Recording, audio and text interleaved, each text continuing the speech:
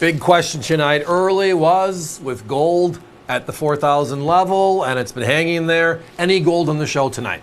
Well, the answer is yes. And as our operator said earlier, if you were one of the people calling, we're not letting anybody know until we get to that spot, because I have so few of them, it's going to be a fast one. But it's a great one to talk about.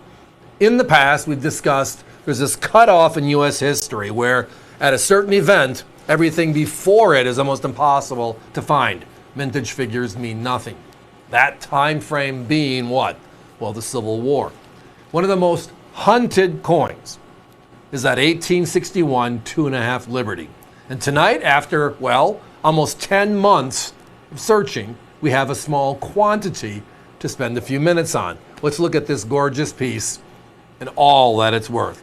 It is something outright special. So the cutoff again being the Civil War, right?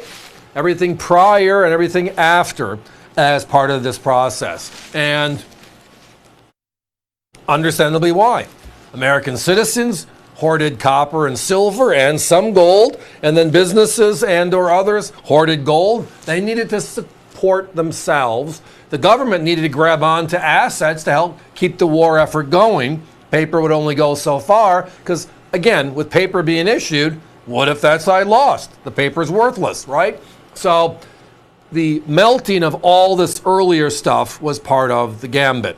And whenever we can find them, we're jumping on them. That's why we love the $1 Liberty series that you've seen us talk about every couple of weeks as we can find coins. These pre-Civil War era gold coins are just special. And the mintages mean almost nothing. It gives you a barometer, but it doesn't give you the answer today. This one, as a case in point, look up the mintage in your guidebook, right? You're going to see over 1 million coins, 1.2 million coins made, right? Right in the middle of our prosperity streak. Then you have the Civil War breakout, and then life goes on. And then you look at like NGC and PCGS, who records every coin they've ever seen in the last 40 years.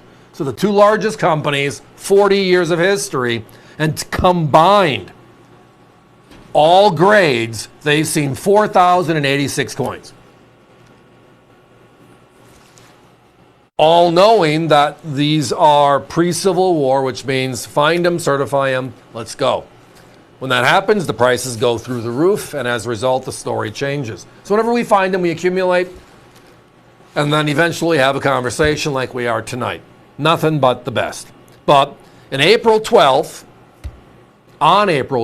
right, of 1865, 1861, excuse me, we have the start of the war. It goes through April of 1865. So that first year would have been the coin that everybody would have been able to grab onto.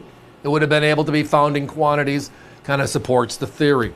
We did find one of our friends with this, not on the airways, but on their website, so it could be seen. And they had a beautiful coin like you're seeing right now in front of you, and they were at $1,100, which is not a horrible price. But I'm a big fan for finding the greatest story possible, the greatest quality possible, and also the greatest price we can offer.